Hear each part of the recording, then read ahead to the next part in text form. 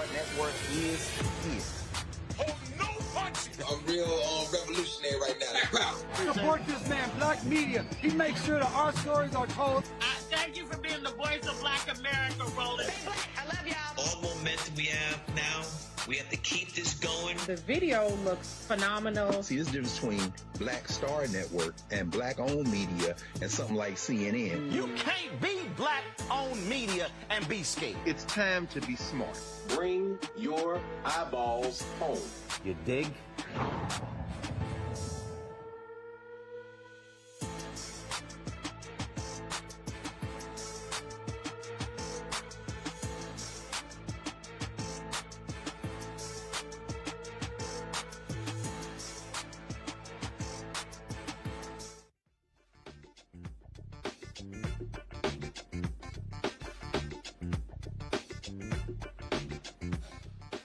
Today is Thursday, March 31st, 2022. Coming up on Roland Martin Unfiltered, streaming live on the Black Star Network. There are conflicting stories about if Will Smith was asked to leave or was told to stay at the Oscars.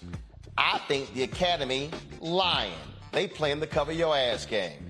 The battle for voting rights is continuing in Florida. A federal judge permanently blocks the state's new voter suppression laws from going into effect. Not only that, he takes aim at the Supreme Court. It is a stunning 288-page ruling, folks. It's incredible what he says. Joining us is the co-founder of Black Voters Matter, Calif, Albright, who testified in this case. The Louisiana legislature overturned Governor John Bel Edwards' veto of the congressional redistricting map. The, of course, gerrymandered map. Edwards vetoed the bill because a second minority district wasn't added and ran against federal law.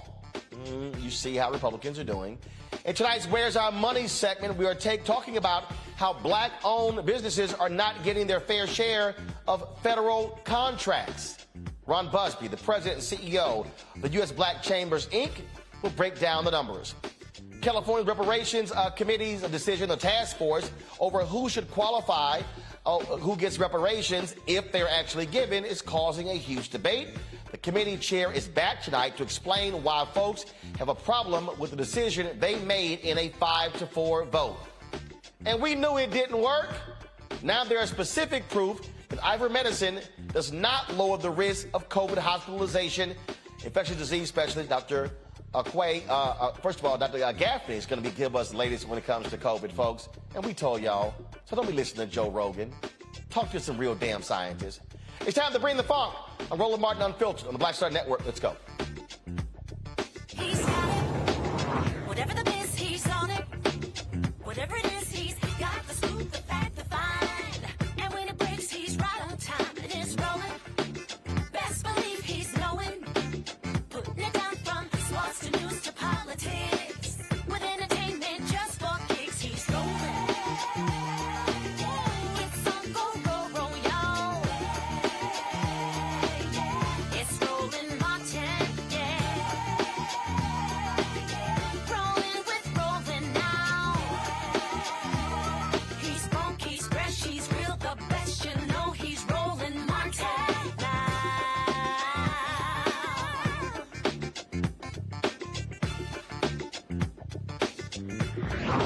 Martin.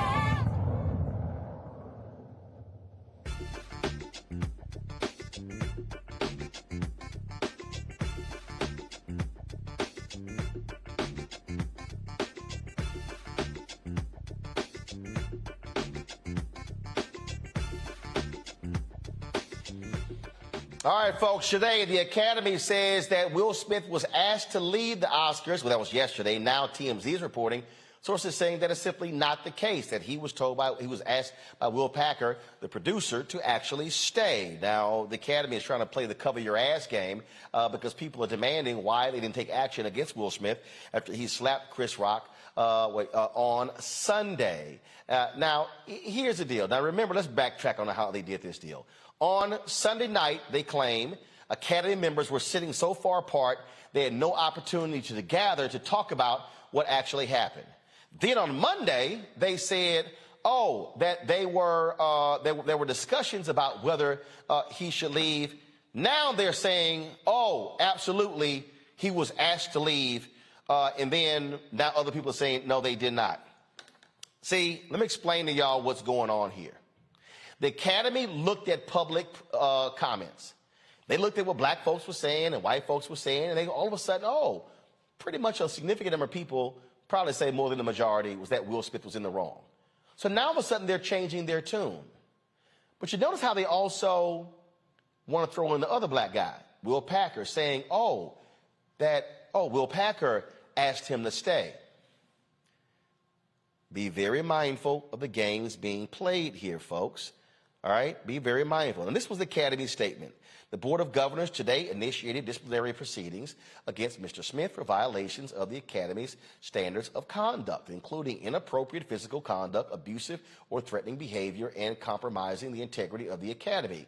Consistent with the Academy's standards of conduct as well as California law, Mr. Smith is being provided at least 15 days' notice of a vote regarding his violations and sanctions and the opportunity to be heard beforehand by means of a written response. At the next board meeting on April 18th, the Academy may take any disciplinary actions, which may include suspension, expulsion, or other sanctions presented by the bylaws and standards of conduct. Mr. Smith's actions at the 94th Oscars were a deeply shocking, traumatic event to witness in person and on television. Mr. Rock, we apologize to you for what you experienced on our stage, and thank you for your resilience in that moment. We also apologize to our nominees, guests, and viewers for what transpired during what should have been a celebratory event. Things unfolded in a way we could not have anticipated. While we would like to clarify that Mr. Smith was asked to leave the ceremony and refused, we also recognize we could have handled the situation differently. Now, last night in Boston, Chris Rock was doing a show where he mentioned the incident. Listen. How was your weekend?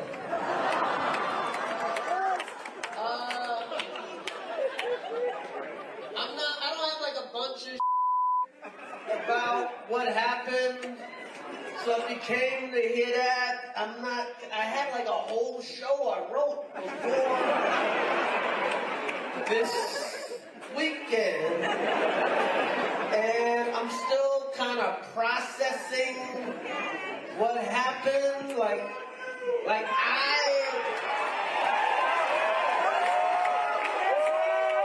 So at some point I'll talk about it. And, it'll be serious, it'll be funny. Sue him, Chris, sue him!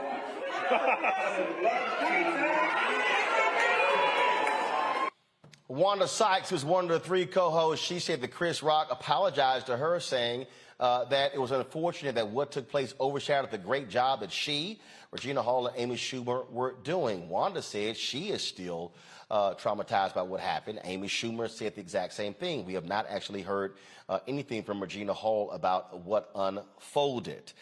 Folks are picking sides in this. Other comedians who know both of them are picking sides. It's very interesting how this whole thing is playing out. And you have some folks, The Wrap had a story that out saying that Will Smith mortally wounded his career as a result of what took place on Sunday. I want to talk to my panel about this, just several different things here to break it down. Dr. Larry J. Walker, assistant professor at University of Central Florida. Reese Colbert, founder of Black Women's Views. Dr. Greg Carr, Department of Afro-American Studies at Howard University. Reese, I want to start with you on this. So it's as I'm looking at this here, again, look, I'm in media, been in media for a real long time. And when you break this thing down, and I need everybody to understand who's watching, y'all been there, done that, got the receipts to prove it. You don't say on Monday, we contemplated asking him to leave, but we couldn't all gather to make a decision. And then nothing happens on Tuesday. Then on Wednesday, you have a definitive statement saying he was asked to leave. If he was asked to leave and you released it on Wednesday, well, then you knew that was on Sunday. I believe this is a complete lie. I believe what they're trying to do is build up this case making Will Smith out to be this wild, crazy, losing his mind? Do I believe that he crossed the line, that he should have initiated this physical altercation with Chris Rock? Absolutely not. But the games that we're now seeing being played, and now the people, oh my goodness, Jim Carrey, how dare he? He should be sued for $200 million. And folks saying, take his Oscar. Y'all want to go down that road? I don't think so. Reese? Well, the Oscar don't really mean shit to me personally. I wasn't even interested in the Academy Awards until I saw Beyonce's performance, and then I saw a little bit of hubbub about the slap or whatever. All I have to really say about it is I hope everybody votes, because y'all ain't for that violent route. Dr. Carr has been saying what it might come to in this country with the breakdown. Y'all ain't got hands. And I'm not saying he should have did it. I ain't saying that. But what I'm saying is y'all don't believe in violence. Y'all don't believe in throwing hands. So go on ahead and get to the ballot box in November. It's a lot at stake. So all you nonviolent people, keep that nonviolent energy and take it right to the polls. See, Larry, people got to be very mindful again when the stories come out. So the Academy drops their statement. Then TMZ comes out with saying, no, that's not true, that Will Packer asked him to stay. Oh, now you want to shift this to Will Packer. Just saw a story that Will Packer is going to give an exclusive interview on Good Morning America. Now, I've been texting Will since Sunday as well. So, Will, when you finish with them, come talk to Black Media. I'm going to send him that text right now, my alpha brother. But be very, Larry, I'm always trying to explain to people, be very mindful again how the subtle shift happens and how folks now want to maneuver this when you had the all-black production team. We've had black Oscar producers before, but to have an all-black production team, that was the difference. Yeah, so Roland, shout out to Alpha Brother Will Packer. He did a phenomenal job. But this is the PR game. So what's happening right now is they're like you said, Roland, color matters. So that's shifting the blame to Brother Packer. And it wasn't like that just a few days ago. So they changed the narrative because of all the negative feedback they've gotten. Listen, I was listening to Jim the other day, and I heard people talking about it. People talking about it everywhere. Street corners, gyms, everywhere you go, you're hearing about it. But listen, this is all about a PR. This is a PR nightmare, obviously, for the Oscars and everyone involved. And so I'm referring to this as Slapgate. So that's essentially what we're dealing with. And seeing it happen live on television reminds me of an episode of Dynasty. But I'm glad that Brother Packer is going to give his side of the story, because we already know how this game goes, right? So he was overseeing, producing the Oscars. And so they're going to shift the blame to who's easily shift the blame to, and that's Brother Packer. So I want to say, Roland, also in terms of, Will Smith's behavior, I'm originally from Philadelphia. Questlove, shout out to him for winning the Oscar. But as a Philadelphia native, I heard people make jokes about Philadelphia and et cetera. But this is not how people from Philadelphia behave. Slapping someone on live television is not how we do things. Also want to add that as Chris Rock made the joke, I wouldn't have made the joke because I have a great deal of respect and love for black women. But he did. But, Will didn't handle it properly. It's an embarrassment, and it's also a bad look for black folks. And it's also, you see the shift to Brother Packer, who basically, when we talk about Sidney Poitier and all the other African-Americans that came before him, the sacrifice for him to get to this, had this kind of platform, and to bring in black folks from HBCUs, et cetera. And now we're talking about this and not the successful job that Brother Packer and all those Wanda Sykes and those other people associated with the Oscars did. So it's a bad look for Will Smith. And also we have to add, once again, the blame game has started. And because of public opinion, it's shifted in one direction. And the Oscars know that. And I'm quite sure Will is gonna really, I'm interested in seeing what the repercussions are, because I think they're going to end up being severe. I'm going to say this again, and there's no disrespect. What took place on Sunday is not a bad reflection on Philadelphia. What took place on Sunday is not a bad reflection on black people. It's not a bad reflection on black entertainers. What took place on Sunday involved two people. And I think what's important, and I said this on social media, and this is why I disagreed with Craig Melvin. This is why I disagreed with Kareem Abdul-Jabbar.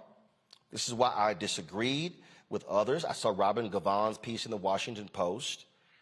what I need black people in the 21st century to do, or was it the 22nd century?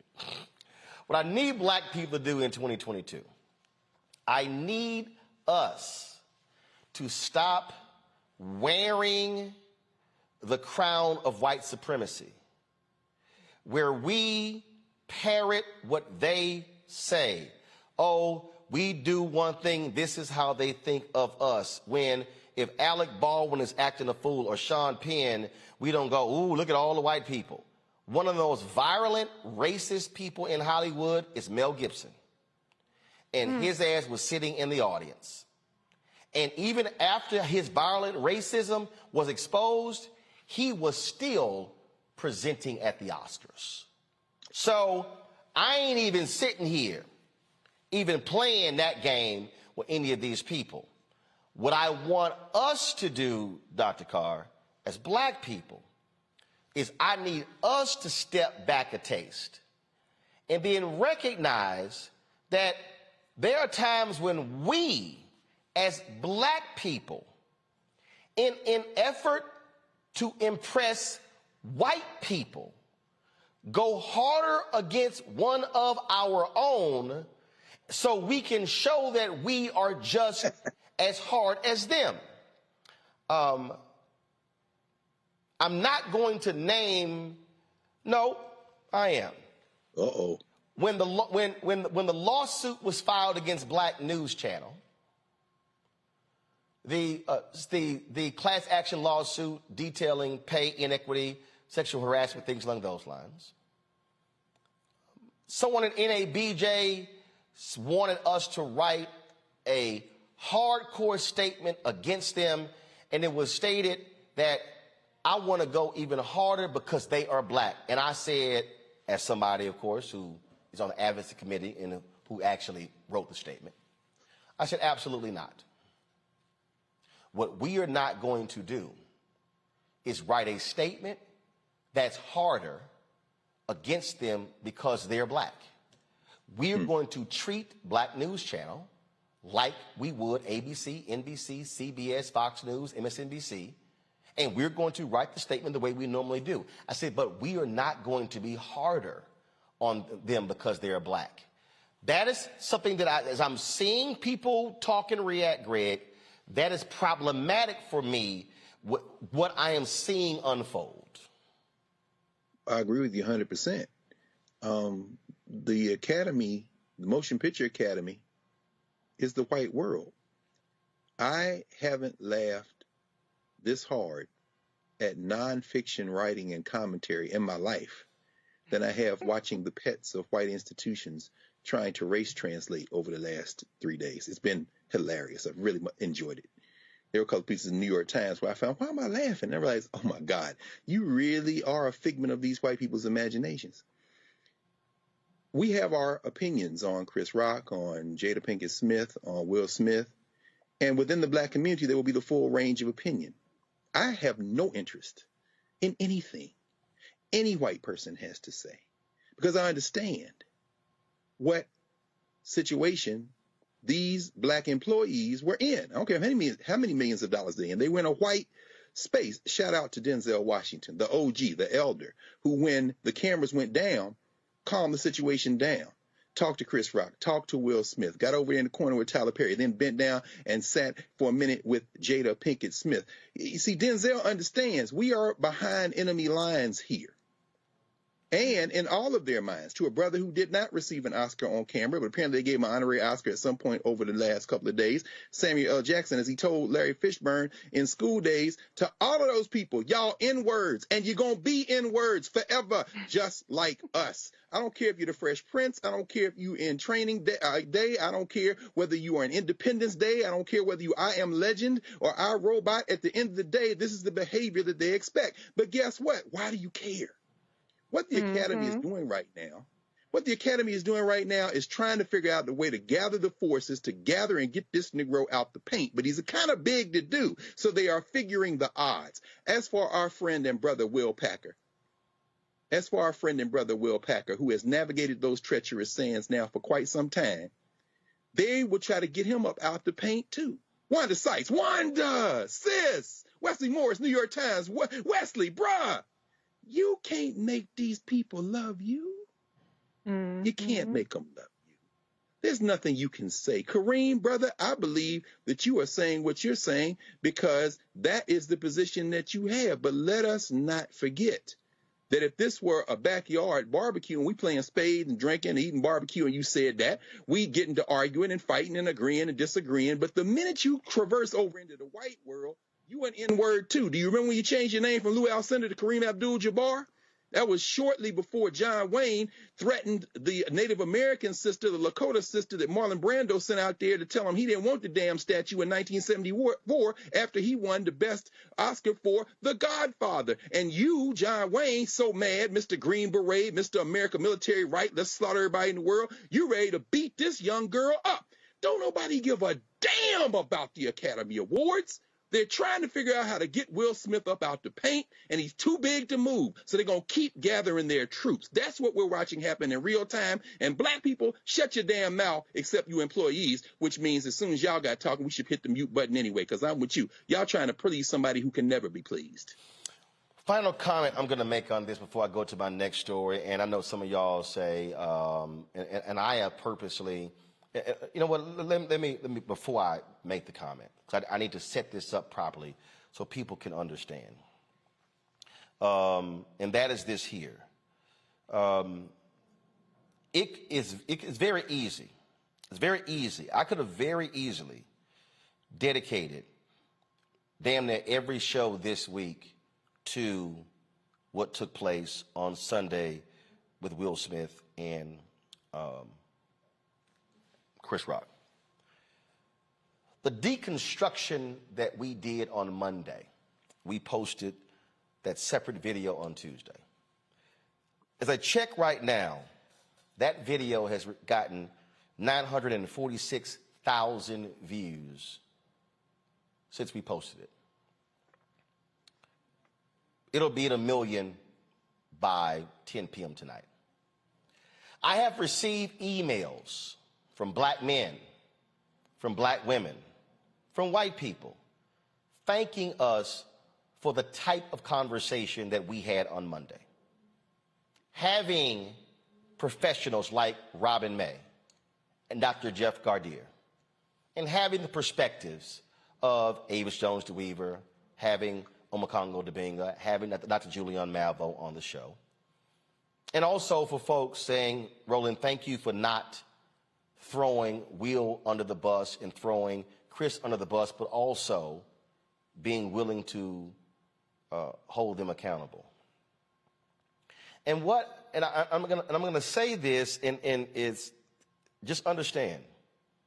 I've communicated with both men this week. And this is what I said, and this is not, and I'm doing this for a reason. And I very rarely share with you the celebrities that I text. But I said to both of them, just checking on you. Because black men need to check on each other. I am not on Team Will or Team Chris. I'm with Will and Chris.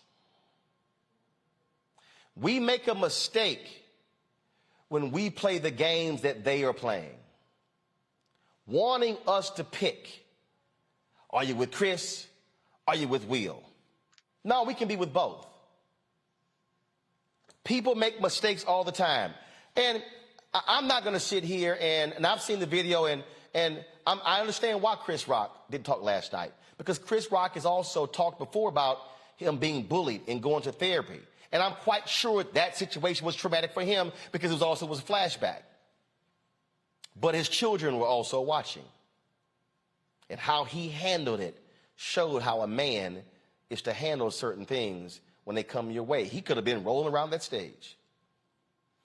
But what I want everybody watching right now and listening to understand is what we cannot do is lose sight of the battles that we are currently in. I cannot listen to people talk about how traumatized they are because of what they saw on Sunday when Will Smith walked up, when we still continue on this show show videos of police rolling up on black people in unmarked cars, shooting them in their driveways, killing them, and then those folks and their families having funerals, and you dare say to me that somehow you are more traumatized by what happened with Will Smith and Chris Rock than that? When the study comes out and they show us that when the people heard about COVID and how it had a disproportionate impact on people of color, how they gave less of a damn about COVID when they found out it hurt black people and brown people more than anybody else. Preach. I cannot sit here and listen to people talk about how, oh my God, what do we tell our kids about this when none of you stepped out there and protested when the Senate did not move on the George Floyd Justice Act after you witnessed what happened to George Floyd in 2020 and you were silent? I'm just as traumatized as the video of the young black boy who was fishing and a white man came out and cussed him out and demanded to see his license and began to say, you don't belong here. And the young brother said, I live in this neighborhood. Don't tell me you are so traumatized by what happened on Sunday, yet you are silent by what happens to black people on a daily basis. I simply cannot accept that. Just like I do not want to hear you talk about the atrocities in the Ukraine and how we must stand with them, and you've said nothing about South Sudan, nothing about Ethiopia, nothing about Nigeria, nothing about Cameroon. So what I'm saying to black folks, don't you fall for the okie doke and have folk play you to cause you to trash Will or Chris in an effort to help them do the same. Brother can make a mistake, but a brother can redeem himself. Brother can do something and can come back stronger than he was before. But we better be very careful when we allow ourselves to be played by other folk for their interest who never gave a damn about us in the first place. When we come back, we're going to talk about voting rights in Florida. We'll talk with Cliff Albright, co-founder of Black Voters Matter. You're watching Roland Martin Unfiltered on the Black Star Network.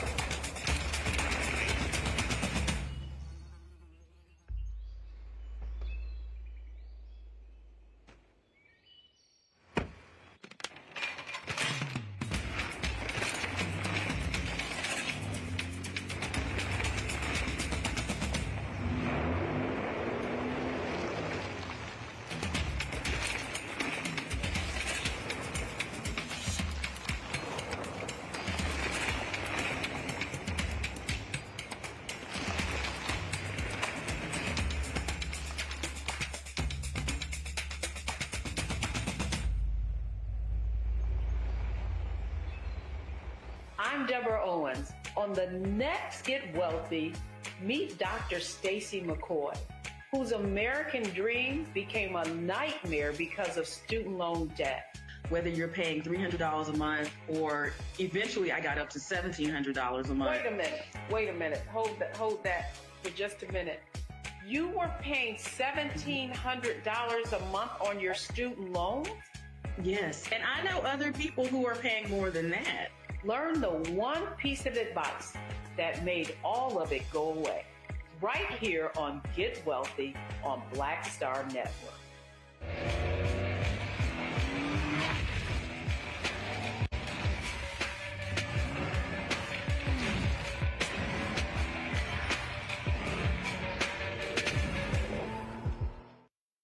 Y'all don't know who Roland Martin is. He got the ascot on. He do the news. It's fancy news. Keep it rolling.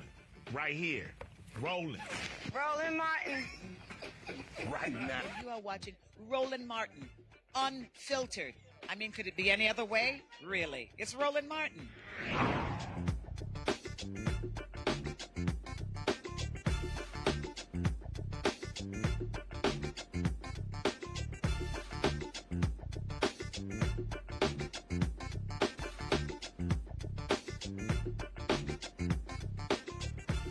All right, folks, the continuing fight against voter suppression rages in the country, in courtrooms across the country, folks. In Florida, a stunning ruling by a federal judge who did not hold back blasting the racist voter bill in Florida. And not only did he call out racists in Florida, Republicans, he called out the Supreme Court. Yes, folks, this case is absolutely shocking. Now, so here's the deal. The racists in Florida, what they did was they passed SB 90, which this federal judge ruled is unconstitutional. Yo, in a 288-page ruling, U.S. District Chief Judge Mark Walker blocked these significant bills, the components of the bill, from going into effect because they suppress specifically black voters. He said, quote, a requirement that third-party voter registration drives include warnings such as telling voters their registrations might not be done in time to vote. That's in the bill, y'all. New limits on ballot drop boxes, a new law criminalizing the act of helping voters waiting in line to vote. Y'all, they actually passed that, okay, which includes snacks. Florida Governor Ron DeSantis signed the bill into law earlier this year. Yet this judge ripped it to shreds. I'm going to read some of the things that he said, but first I'm going to bring in Calif Albright, co-founder of Black Voters Matter, joining us from Atlanta. Calif actually was one of the witnesses who testified in this case. Calif, going through this, I have seen some cold-blooded, hardcore words from federal judges in some rulings. This judge did not hold back against Florida. Hey, Roland, good to see you. No, you're absolutely right. This judge did not hold back at all. He used very strong language, but not only strong language, he also had a very strong remedy, which is important because a lot of times you'll see folks that will use strong language either legislatively or perhaps in a legal case, but then fall short on a remedy.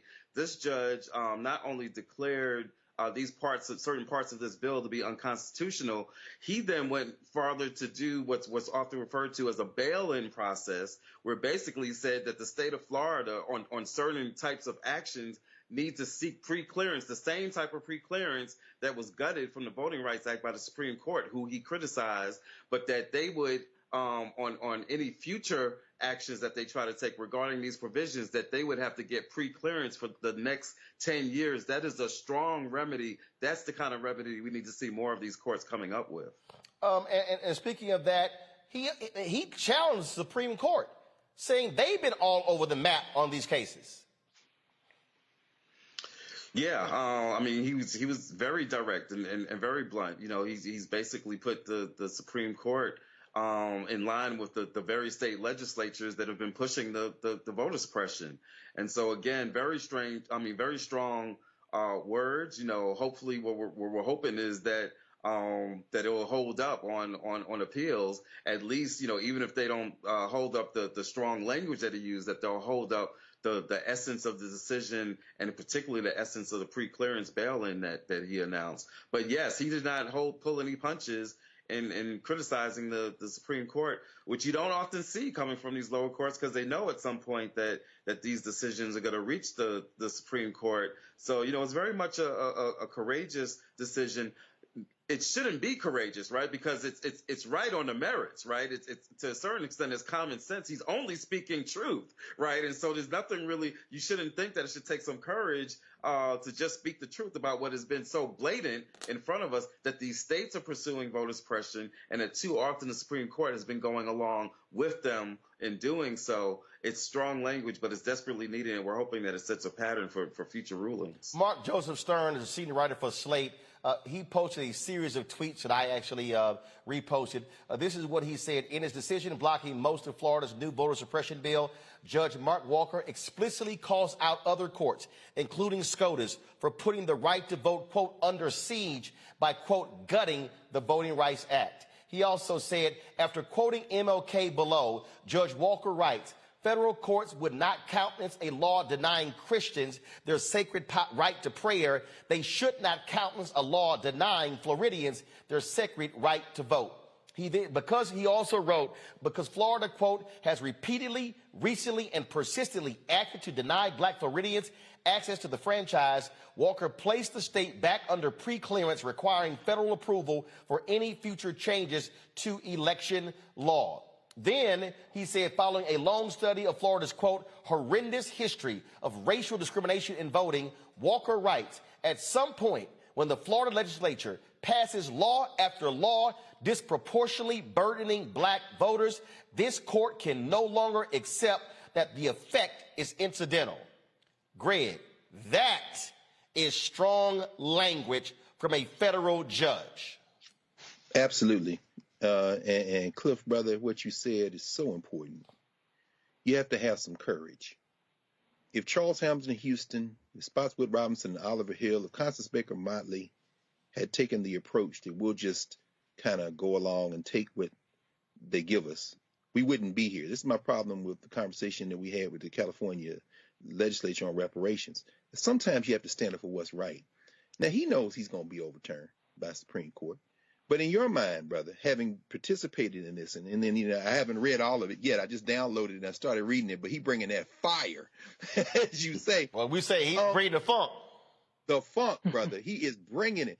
Cliff, brother, how important is it for us to understand that these narrow interpretations of the U.S. Constitution are judicial interpretations? They are not the letter of the Constitution. And if we just go out here and get the right people on the bench, they can be overturned immediately. And the decision we saw today will indeed become the law of the land if we will get up off our asses and put people in office who will appoint the judges to read the Constitution the way that Judge Walker read it today. How important is it for our people to understand that what they're ruling is not in the Constitution? This is just 9 cats in robes deciding this is the way they want to read it. Yeah, what you said is so important, Greg. What you said is so important, Professor Carr, because at the end of the day, you know, there are people that are going to say, well, this will be overturned. It's not important. It is important that we establish a record, right? It's important that we establish a decision using such strong language. Yeah. It's important that that become a part of the record, because that then becomes the basis by which future decisions are made. Just like it's important, this is connected to the battle going on right now for the Supreme Court. You got some people saying, oh, Ketanji Brown Jackson, doesn't matter, it's still going to be a 6-3 court. The nature of whether it's her or Sotomayor, the nature of whatever dissents that they may do becomes important, because it's only a matter of time when you have folks speaking that truth, interpreting, as you said, in a way that makes common sense, that speaks plainly, right, that speaks directly to the racism and the white supremacy. When you have those decisions or when you have those dissents, it becomes a record that then sets the pattern for the future victories that we are going to have. So this is a very good, a very strong decision. Regardless of what happens on appeal, this is going to become part of a pattern and of a record, which, like you say, if there are more judges that show this type of courage, if there are more selections, appointments, or elections, right? Because we got to take these judge positions seriously. These Supreme Court, a lot of these Supreme Courts in these states, when you look at what's been going on with the gerrymandering, in a lot of these cases, it's some state Supreme Courts that are sending some of these racist maps back to the legislature, we have got to take Supreme Court and other judge positions just as seriously, the same way that the Black Lives Matter movement taught us that we got to take DAs and sheriff races seriously. Well, in fact, the ruling just came down in New York State where a judge has overruled, found unconstitutional, the Democrats' map, thrown it out, saying it was too heavily gerrymandered, is ordering them to draw new maps. And so that's a case where Democrats have lost. They've been winning cases in other places, but he ruled against Democrats because they were trying to craft a significant advantage for them in the state of New York. Larry, this is also what Mark Joseph Stern wrote, what the judge said. After canvassing the Supreme Court's wildly inconsistent and partisan application of the Purcell principle, Judge Walker writes, quote, in short, without explaining itself, the court has allowed its wholly judge-made prudential rule to trump some of our most precious constitutional rights. Republicans don't say jack about judicial activists there. No, of course they don't, because when, they're worried about, chalking up the wins. So when I'm in Florida, and it feels like I'm behind enemy lines. So first of all, thanks, Cliff, for all the work that you do. And so, dealing with these issues, essentially what they're trying to do is bring us back to Jim Crow, right? So since 1965, when the Voting Rights Act passed, they've since then spent decades trying to erode the law. And you see in terms of what's happening in gerrymandering and obviously in Florida. But a question I have for Cliff is, Cliff, can you talk a little bit? We have a governor's race and a Senate race in the state of Florida, right? These are really high profile. Florida is ground zero for culture wars. Yeah, you call it whatever you want to call it. So how can we talk to black folks about what this judge said and the importance of voting in these elections, this year, and can kind of galvanize black folks in our state to come out to vote, because it's key, especially that Senate race. What are some of the things we should be doing in the state of Florida to get black folks activated? Yeah, I mean, thank you for the question. It's been our philosophy of Black Voters Matter, and for years, even before we formed the organization, I'm talking about me and my dear friend, sister, Latasha Brown, that we got to speak to our folks about our issues, right? If you look at our shirts, our hoodies or whatever, we always have this saying on the back of them that says, it's about us. We got to speak clearly to the issues that we know our communities care about. And so whether you're talking about the governor's race, we got to talk about like what it is that this governor has been doing, in terms of our schools, in terms of teaching about our history, in terms of COVID, which as Roland was just talking about, the racial disparities in terms of COVID, which is not over. It is still impacting our communities disproportionately, both in terms of health, but also in terms of the economic impact. We got to have those discussions with our folks so that we are crystal clear about why that governor's position matters, about why this Senate position matters, about what it is that we could get done in the Senate if we actually had 2 more seats, right? One which could be from Florida, another one that could be from someplace like, I don't know, Wisconsin or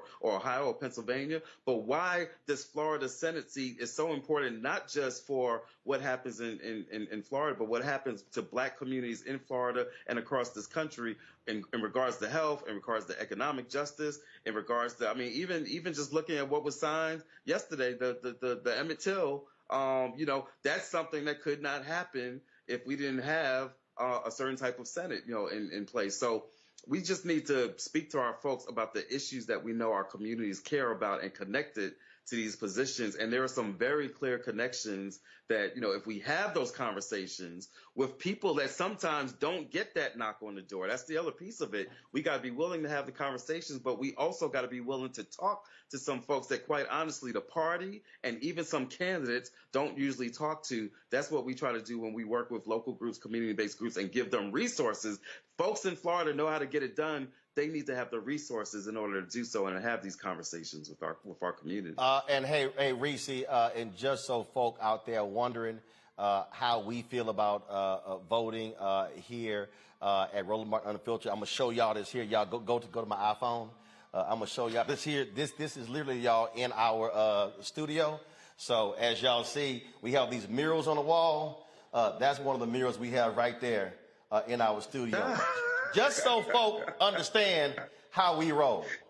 Just so folk understand how we roll. That's what we got right here in the studio. Reese, because also Black Voters Matter being huge supporters of the show. Reese, let me go ahead and read you this one here, and then you get a comment. Check this out. Stern also writes this here. Actually, let me do this here. Let me turn off the screen mirroring from my phone, put it back on my computer so y'all can see what I'm talking about. Let's see here. All right, here we go. This I love, Risha. This is perfect for you. An interesting aside, Judge Walker notes that many contemporary politicians who recite that one MLK quote are misrepresenting MLK's actual beliefs, which were far more nuanced and skeptical of color blindness as the cure for racism's ills. Well, we know for a fact that Ron DeSantis is very much attuned to his discriminatory practices towards black voters because he has an abhorrent history in recent history, actually just last year. And for instance, holding open the congressional seat that was held by the late, great Alcee Hastings to deny representation for almost a year, 9 months or so. Then there were also 3 black elected officials who resigned from their positions to run for that seat, who he refused to hold special elections for, essentially denying representation for those districts until the very last week or a couple of weeks left in the legislative session for this year. So he is absolutely, with laser-like precision, targeting black voters. He is leaving no stone unturned. It's not even just about targeting them for voter registration or actual voting. It's about completely denying them representation altogether. So, Cliff, I'm interested in hearing your take on, should it stand, puts Florida back into pre-clearance. And so we know that is about as strenuous as it gets nowadays in terms of the kinds of requirements. Do you see that kind of pre-clearance requirement preventing Ron DeSantis from pulling the kinds of disgusting tactics that he used to deny representation from, largely black districts ever again? Yeah, I wouldn't put anything past DeSantis, right? I mean, he's gone as far as creating a electoral police force, right? He has no hesitancy to try to do something that he knows is blatantly illegal, and under the belief that, well, they're gonna have to catch me, right? They're gonna have to enforce this, like they're gonna have to force him to do right. And so we know that even with the pre-clearance order, that he is still going to try to do some stuff that flies in the face of this ruling. He's already said that he doesn't really take this ruling seriously because he believes that it's going to be overturned on appeal. So at the end of the day, we've still got to be vigilant. This is a victory. This is a clear victory. It's strong language. It's going to be precedent for the future, but we've still got to be vigilant. We still got to know that this governor and all of his minions are still going to try to do what they do squarely to attack black voting. We got to keep in mind that all of this stuff that they're trying to do in Florida, in spite of the fact that Trump had still won the state, is squarely aimed at black voters because they see the trends. They see that with our increasing power. They see the way that we came out and used the vote by mail process that traditionally Republicans had used to their benefit. They see that we used it and wound up getting more votes through that than what they usually are able to get. That is what they're targeting. And so we've got to be crystal clear about that. We got to remain vigilant. We got to continue to organize and educate our folks in their communities, in our communities, because at the end of the day, Ron DeSantis, from the moment he said, people forget when he was running 4 years ago, the whole, don't monkey us up, right? People forget that remark. He let us know early on who he was. And everything that he's done for the past 4 years has been consistent with the racism that he showed in the midst of that campaign. So we got to be clear about who it is and what it is that we're up against. But I remain confident that as long as we do our work, as long as we plan our work and work the plan and talk to our folks and get our folks to believe that we got power, which we do, we can defeat this white supremacy that DeSantis is pushing in Florida, and we can shock the country. All right, Cliff Albright, co-founder of Black Voters Matter. We appreciate it, man. Thanks a lot. Thank you. All right, folks, going to a quick break. When we come back, we're going to talk about the California Reparations Task Force, a very contentious vote to determine who would qualify for reparations. We'll talk to the task force chair when we come back right here on Roland Martin Unfiltered on the Black Star Network. Don't forget to support us in what we do. Download the Black Star Network app, iPhone, Android phone, Android TV, Apple TV, Roku, Amazon Fire TV, Xbox One, Samsung Smart TV. Also, your resources matter to us, so please join our Bring the Funk fan club. Our goal is to get 20,000 of our fans contributing at least $50 a year, $4.19 a month, 13 cents a day. You can do so. Check or money order to P.O. Box 571. 0196, Washington, D.C. 20037. Cash App, $RM Unfiltered. PayPal is R Martin Unfiltered. Venmo is RM Unfiltered. Zelle is Roland at RolandSMartin.com. And please be mindful. If you're going to use Cash App, please, I want you to be very careful. Please use $RM Unfiltered. Why is that important, folks? Because one of our members sent a payment to this. This is a fraudulent Cash App. There are people who literally are thieving. There are thieves out there in Cash App. Remember, we busted 4 of them last year. This is a fraudulent Cash App right here. We do not have 2 D's at the end of our name. We've already reported them to Cash App and Square. This also is a fraudulent Cash App as well. What they've done here, you see, is do filtered with 2 E's and no D. So we busted both of them. We reported them. I want you to go to Cash App and report both of them as well. So be mindful. Our Cash App is real simple. Our Cash App is real simple, folks. You see it at Cash App right there. $RM Unfiltered. You see it right here. This is the code. Matter of fact, I'm going to help you out. You can just hold your phone up to right there to the QR code. It'll take you right there, but it's $RM Unfiltered. That's our actual Cash App. And so, again, we busted 4 of these thieves last year. We shut those accounts down. We are riding Cash App and Square right now to shut these 2 frauds down as well. I'll be right back.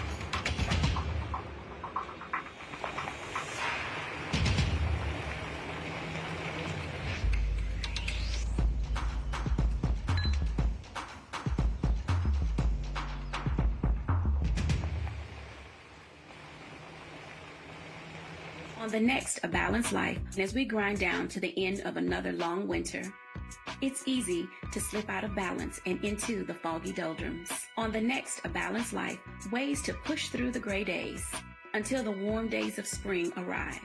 Join me, Dr. Jackie, on A Balanced Life on Black Star Network.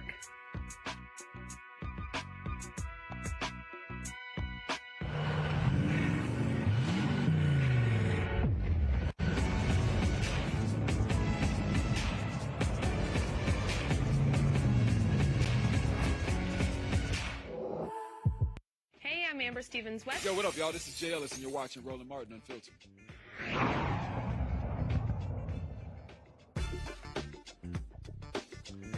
All right, folks. California's first in the nation statewide task force on reparations voted to limit state compensation in the event it's awarded to the descendants of free and enslaved black people in the United States in the 19th century.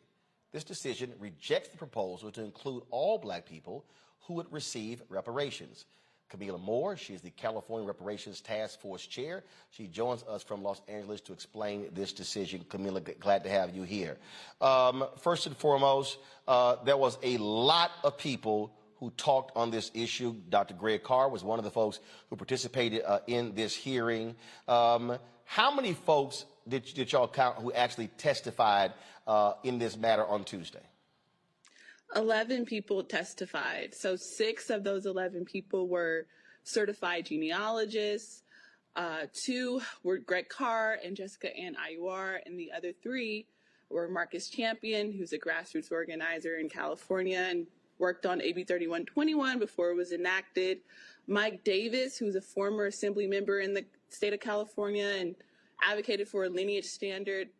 and then lastly, Kevin Brown, who is an Evanston resident and spoke against a bit about what's going on with the reparations program in Evanston. So the vote ended up being 5-4. So I mean, obviously that's a very close vote. What was the issue? Why was it so contentious?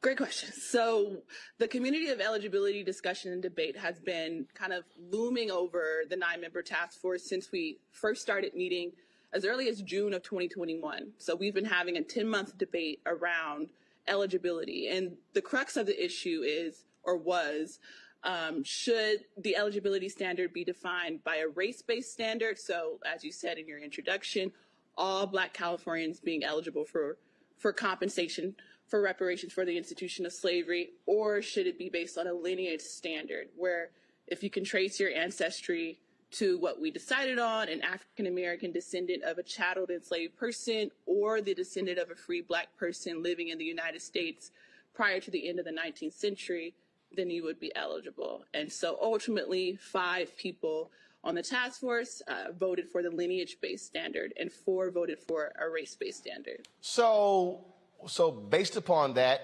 if somebody Black came to the United States in 1899, they make the cut. If they came in 1900, they don't make the cut. Potentially. We still have to work all those details out, but that's what it says. So now here's the issue. How then how are you going to prove it? How will people be able to trace it? Because what we know is you don't necessarily have clearly defined records for people to be able to search their lineage. So how are you going to do it?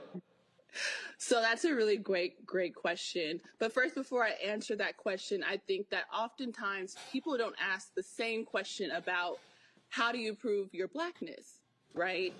And how do you measure Blackness? How do you prove it? So what's to stop someone like a Rachel Dolezal or Mindy Kaling's brother, who's of Indian descent, who actually wrote a book about how he pretended to be Black to get into medical school? How do you determine who's Black, and why would we be comfortable with the state making those particular determinations? But to answer your question about lineage tracing, when you talk about international law and reparations under international law, one of those tenets is restitution. How do you make a person whole after the state has harmed you?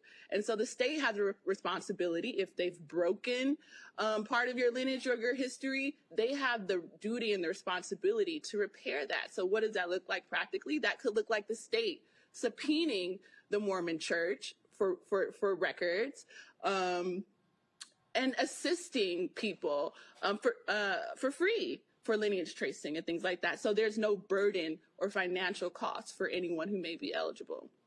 So let's actually deal with that. If that is the standard, I mean, so what is it? DNA?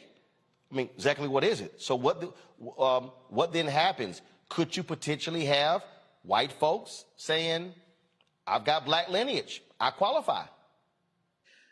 That potentially could happen, but I want people to be clear that that same scenario could be happening under a race-based standard, because race is a self-selecting category.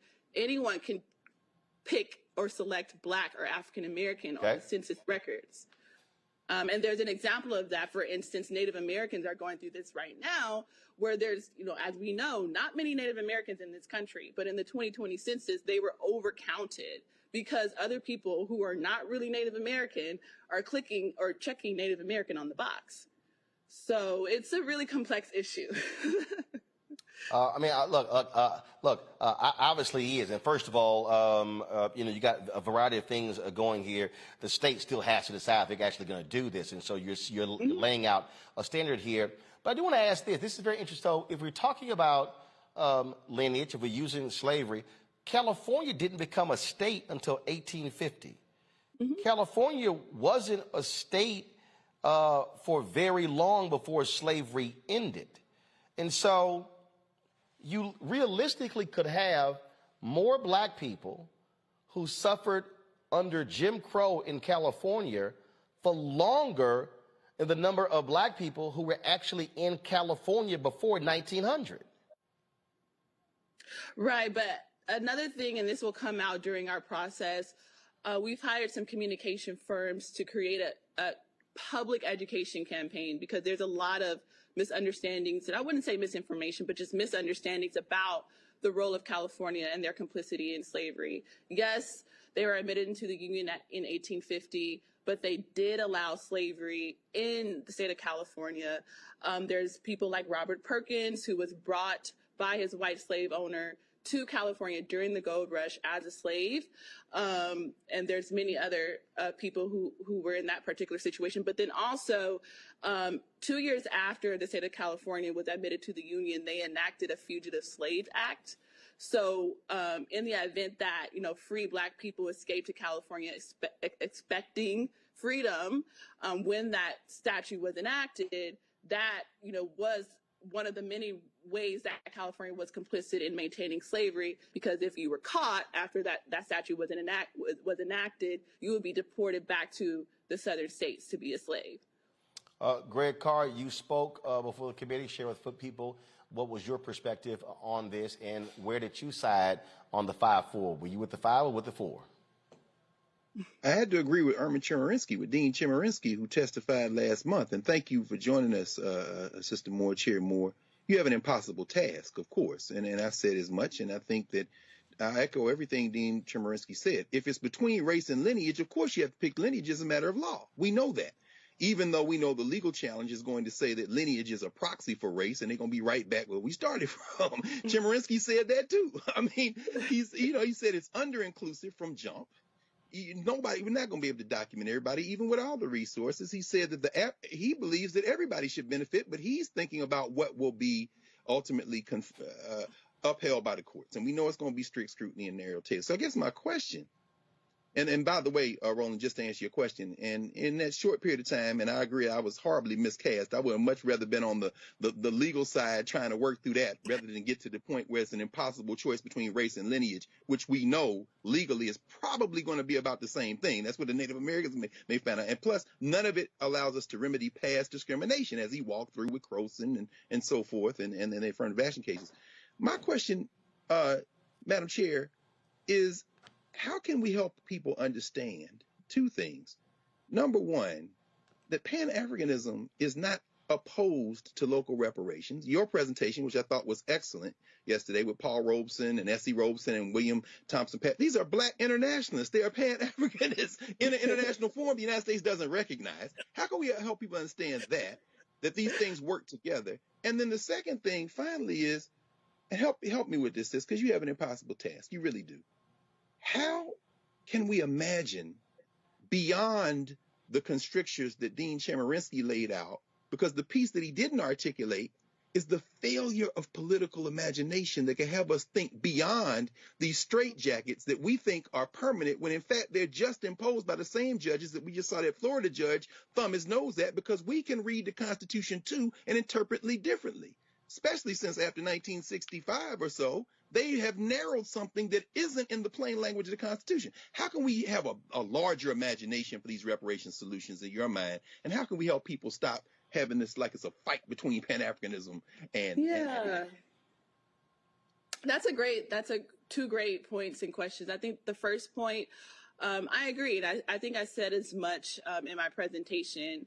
Pan-Africanism and local reparations or lineage-based reparations are not, they're not mutually exclusive. You can be a Pan-Africanist and be pro-local or lineage-based reparations. And I brought up Queen Mother Audley Moore as a historical example of that. She was a self-professed Pan-Africanist, but she also coined the term descendants of American slavery. She had an organization that she founded in California called, United States Citizens of Slave Descendants.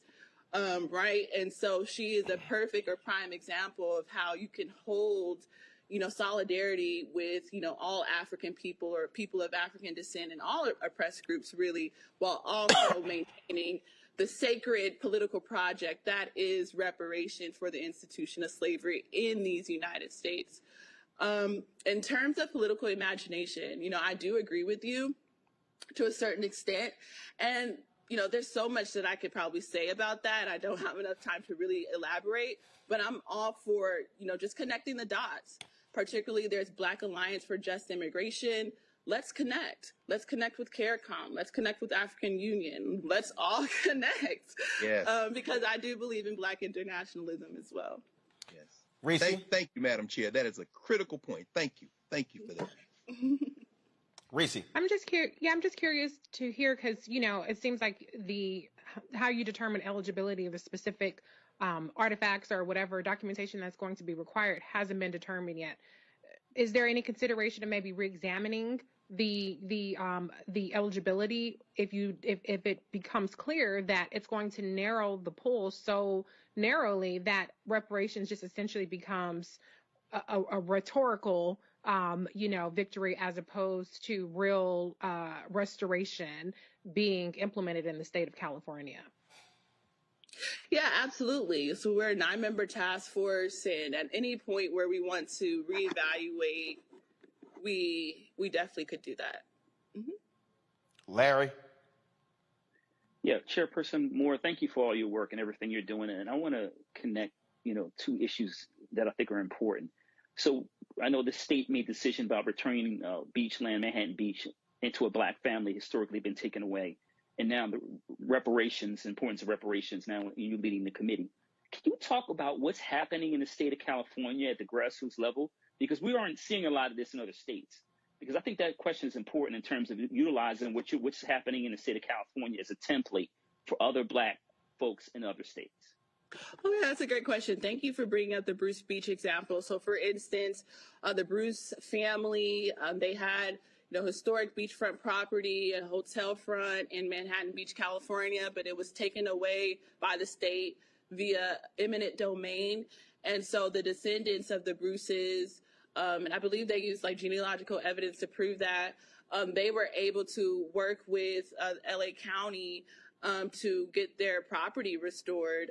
And so, now they are the rightful owners again of that particular property. But in terms of your question about grassroots activists, so I'll just name some organizations. So there's a Coalition for a Just and Equitable California that's led by Chris Lotson and Tiffany Quarles and Kim Mims and some other people who have worked on AB 3121 since it was just a bill with Secretary Weber, along with the National Assembly for American Slavery Descendants, led by people like Chad Brown, Friday Jones, Marcus Champion, Lori, there's so many people. They've been working in concert for over 2 years to get bills passed through the legislature like AB 3121, which created the task force. And then also what's coming along the pipe from them is AB 1604, which just passed the Judiciary Committee in California. And that would require ethnic data disaggregation amongst African or Black racial groups, particularly for state boards and commissions. But I think the idea is to extrapolate that and broaden it out for the entire state of California, similar to what Asian American Pacific Islander communities have done, particularly in New York and other states, to push for data disaggregation, because there's an understanding as the society becomes more multicultural, we all share similar problems, but we also have distinct needs. And if that data isn't shown or reflected, people are rendered invisible and they can't really get the particular and tailored needs that they want. And so, there's people on the grassroots fighting for reparations and data disaggregation every single day. All right, then. Well, look, we certainly appreciate your work. There's a whole lot more to do. Thank you for explaining that. And you're right, having the right information is kind of important. A lot of people get really emotional and folk don't read. And so our goal is to be able to make sure they have correct information from various folks. Camila Moore, thanks a lot. Thank you. Always a pleasure. All right, folks. Coming up next, our Where's Our Money segment. Black businesses are not even getting 2% of all federal contracts. Do y'all understand the billions upon billions upon billions of dollars, taxpayer dollars, your money, we are not getting? That was a reparations conversation. I'm talking about the money being spent right now. We're going to break that down next on Roland Martin Unfiltered, right here on the Black Star Network.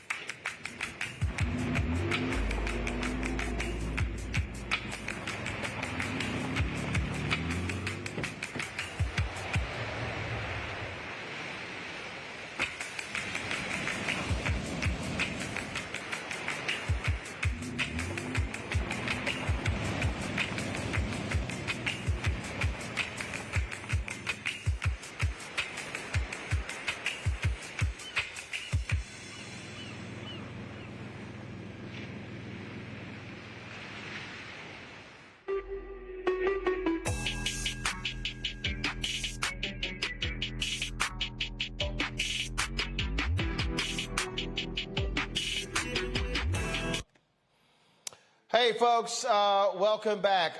Patrol Grooming, of course, is a men's grooming company that delivers on this promise every day to men everywhere. Everything we do, every product we make is designed to help you to present your best self. Now, y'all see me. I'm sitting here wearing a suit today, but clean shaven. This is the video from this morning as I was using Patrol Grooming's products. You can actually see it right there. Folks, it's a promise they have kept since 1991 when they first introduced the Bump Control brand, the #1 men's product for a smooth, bump-free, shave, and silky skin.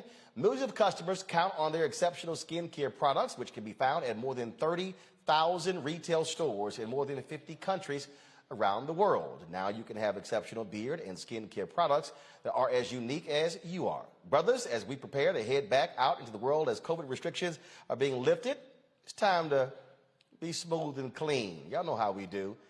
You know, that shaggy look, it got to go. Visit www.patrolgrooming.com to order a Patrol Grooming box and use this discount code, #Roland30, #ROLAND30 for a 30% discount at checkout. And we certainly appreciate Patrol Grooming being a partner with us here at Roland Martin Unfiltered on the Black Star Network. Pull up a chair, take your seat.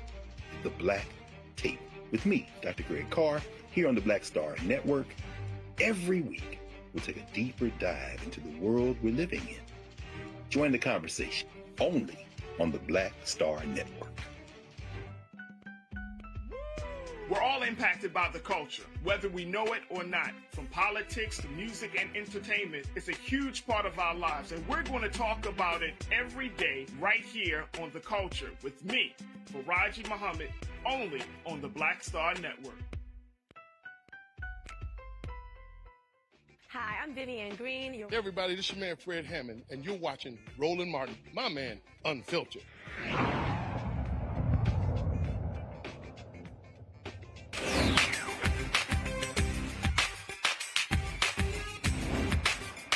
We've been frozen out. Facing an extinction level event. We don't fight this fight right now. You're not going to have black-owned businesses.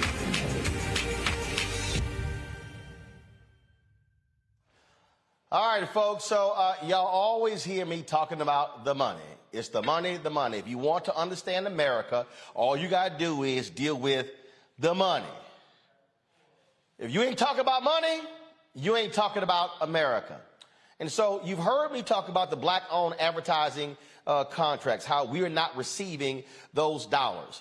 The GAO, the General Accounting Office study that Congresswoman Eleanor Holmes Norton commissioned showed in 2018, over a 5-year period, black-owned businesses, black-owned media companies received $51 million out of $1 billion.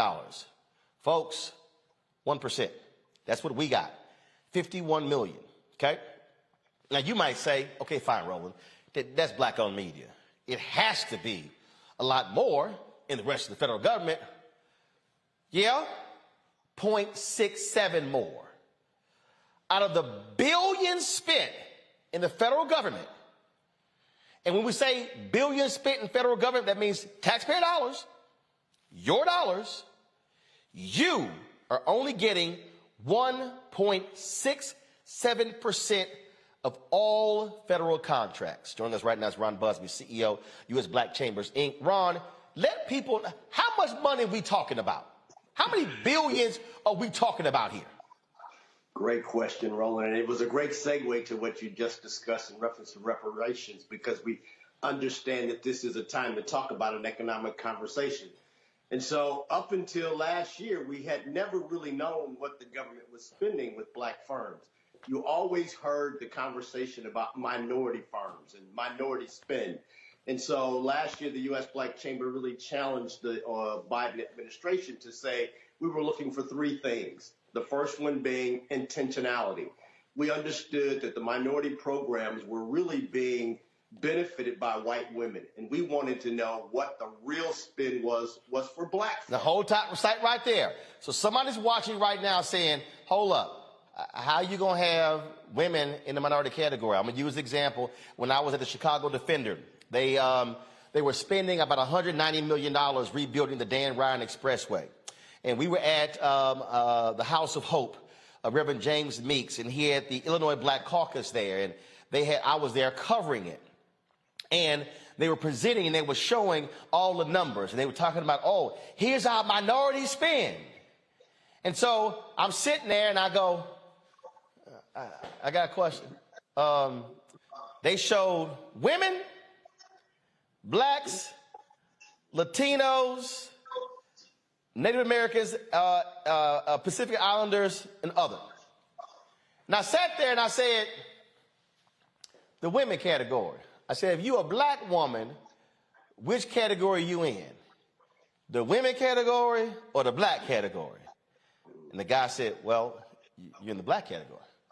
Okay. And so if you're Latina, are you in the women category or are you in the Hispanic category? He said, well, you in the Hispanic category. I said, so if you Native American or Pacific Islander or other, which he said, well, you're an Asian. I said, so really that W should be WW. White women. Yeah. And what people need to understand, since affirmative action was put in place, Arthur Fletcher under President Richard Nixon, there's been no group that has benefited more from MWBE programs, minority/women business owners, which really should be minority/WW for white women business owners. No group has benefited from affirmative action programs, MWBE programs, more than white women. You're absolutely Now you can continue. Last year, we challenged the Biden administration, and for the first time, many of us saw him go to Tulsa, Oklahoma, go to the site of the massacre at Tulsa, where we called Black Wall Street. And for the first time, he disaggregated the numbers. And as you spoke earlier, we saw that that represented 1.67% of the actual spend went to black firms. What that represents, Roland, is about $9.63 billion of the entire $560 billion in total federal contracting dollars, which represents, again, as we say, 1.67%.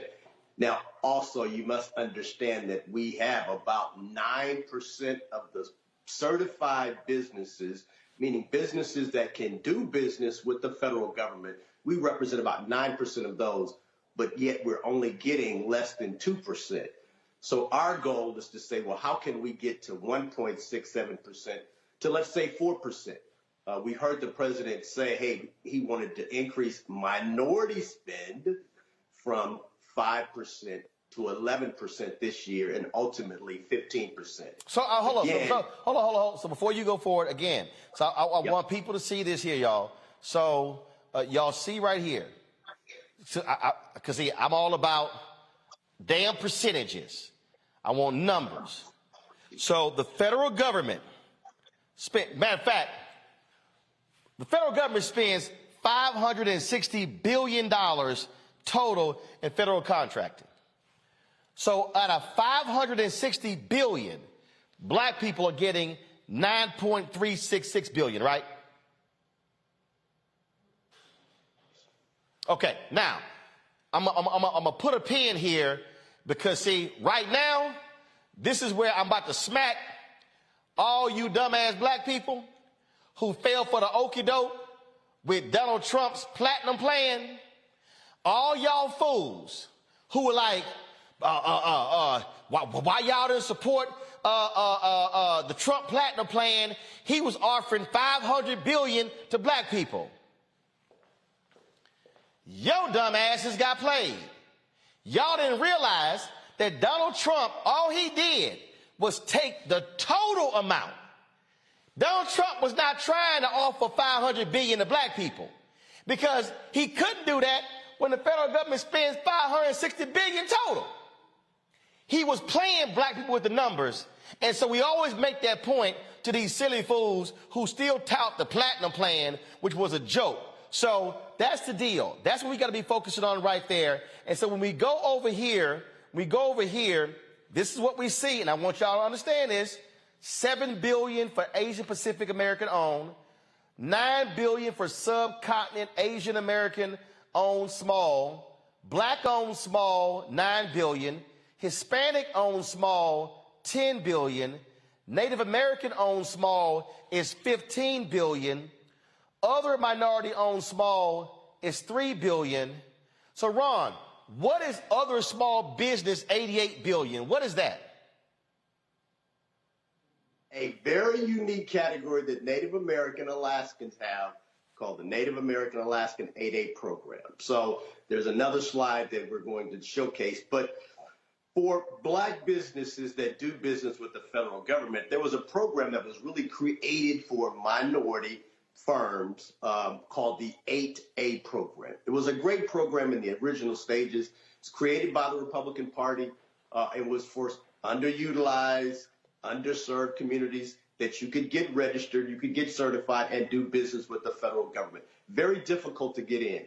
The challenge is most of the contracts that black businesses could apply for fall up under the sole source arrangement. Under the sole source arrangement, the largest contract that you can get is a $4 million contract. The Native Americans, on the other hand, and I heard you just mentioning this in the previous conversation, they can get up to $100 million contract. Whoa, hold up. I want you to repeat that. There you go. How much? What's our maximum? Our maximum is $4 million for a sole source contract. That means I go to a hospital, or let's say we're talking about this new infrastructure. So we're going to build bridges and highways and stations. You can't build a bridge for $4 million. The total contract that I can be awarded is a $4 million contract, and I can only have it up till 9 years that I can be in the program, the 8A program. For the Native Americans, they can be in it for perpetuity. We were just talking about being able to trace your heritage. If I can say that my great-great-grandfather was Native American or lived in Alaska, then I can consider myself Native American, which allows me to get into a program that my great-great-great-grandchildren can now benefit from. Wow. Never having to reapply for the particular program or for the contracts that they get awarded. So you Native American, once you in, you in. You in. Okay. And so we're saying, how can we create generational wealth? Right. In a 9-year span? It just cannot. First of all, in a 9-year span when it's capped at $4 million. At $4 million. Okay. So let's do this here. Go back to the last slide, y'all, because I think it's important for us to do this because people need to understand. So it says not a small business, $420 billion. We learned this during the whole PPP thing, Ron, that in the United States, a small business is categorized as less than 500 employees? Correct. So it's a lot of large businesses running around, and we saw it with the restaurants. The chain restaurants broke it down to individual locations to qualify for PPP loans. So we're talking about, again, so people understand how the numbers work. When you hear the phrase, let's help small businesses in America, really, they're talking about folks from 499 employees on down. Black-owned businesses, look, pre-COVID, there were 2.6 million black-owned businesses, 2.5 million had one employee. So since COVID, those numbers have been updated, but the percentages are about the same. We're down to about 900,000 black. Now, before I go back to the other slide, I need you also to explain to people in this not a small business category. Now, y'all listen, like we teaching y'all this Civics 101, your government money. Not a small business got $420 billion out of the $560 billion. Now, what y'all don't realize is, under Republican presidents, they bundle the contracts, meaning they can only, if you one of these folk, you can only qualify for the projects because you can't afford the investment, the bonding, and everything else. Obama-Biden, they unbundle the contracts to allow for minority businesses to compete. Trump came in, then bundled them back. Ron, are we seeing Biden-Harris unbundling these contracts to allow for minorities to compete? We're seeing some of that, and you'll see us doing more advocating on that behalf as we really start to look at this infrastructure opportunities. We had a meeting yesterday or this week with HUD. They are very intentional because we're looking for three things. The first one being the intentionality, what we're speaking about. The second one is the transparency, which we now actually see. And then the third piece is the accountability, because as you stated, many of the large contracts go to large government contractors, and they say we're going to subcontract to minority firms, but we see very little of that actually happening to black firms. What we have here is to say, okay, well, I know that my good friends here want to talk about government contracts, and you'll see that the majority of the firms are getting sole source contracts, but for black firms, the largest contract we can get under a sole source relationship is a $4 million contract, which isn't going to cut it in these new opportunities that are being discussed and implemented across. So with that point, and the reason it's important, y'all, and I keep telling y'all, all these other folk who claiming they media, they ain't having these conversations. So that's why you need to understand who's real and who's not. So Ron, what should our marching orders be? Because if you're sitting here with the 8A contracts, that's right here, and you're seeing, first of all, before I go to that question, just hold that question. Explain the chart here. I see other 8A awards, I see sole source, then I see set aside. Explain those three for the people who watching. Great question. So I'm a former 8A contractor. It's a great program. Many times there would be contracts that were already there in the 8A program that were just awarded to the new companies that are coming in. You could go and negotiate a contract for yourself as an 8A company, and it would be sole source to you. There are other contracts that are set aside just for the 8A program, so no other firms could compete for it, and those were already in the program year after year after year. They were set aside for 8A firms. No other firm can compete. Some of the things that have happened since this administration has been in that people don't really understand many of the terms and conditions that go inside the contracts. There used to be this program called Best in Class. And so, for instance, during COVID and during the unrest, there was a great deal of concern in reference to American flags. And so we had companies come to us and say, hey, Ron, can you find a black firm that can manufacture flags? And we said, sure. We got firms that, can sew and put together manufacturing right here in Baltimore. Went to them, came back with a great proposal to the federal government.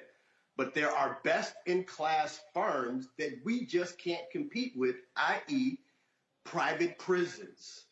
Private prisons are government contractors that pay 30 cents an hour to do the work of contractors on the outside that are paying minimum wage $15 an hour that will never be awarded those contracts. All right, hold up. I want you to stop there. I want you to repeat that. So I need everybody listening to what Ron just said. Black-owned businesses. Listen, everybody, listen to me. What he just said is black-owned businesses cannot compete against companies that are using prison labor to do the work, which means when you say prison labor, that's black people.